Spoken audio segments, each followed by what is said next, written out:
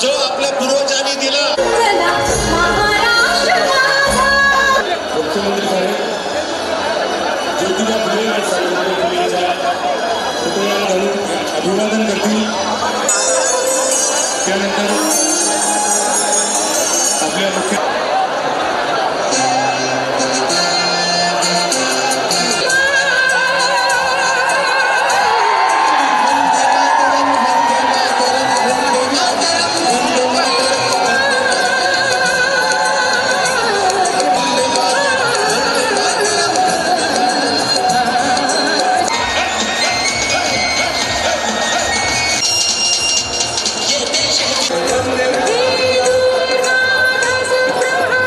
तिरंगा घेऊन माननीय मुख्यमंत्र्यांच्या सोबत आणि प्रदेशाध्यक्ष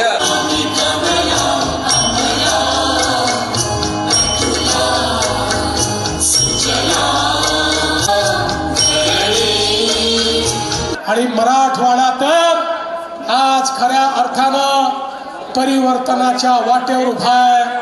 आमचा संकल्प आहे मराठवाड्याच्या या पिढीने दुष्काळ पाहिला, पण मराठवाड्याच्या पुढच्या पिढीला दुष्काळ पाहू देणार नाही। दुष्काळ मुक्त मराठवाड्याकडे आता वाटचाल चालू झाली आहे।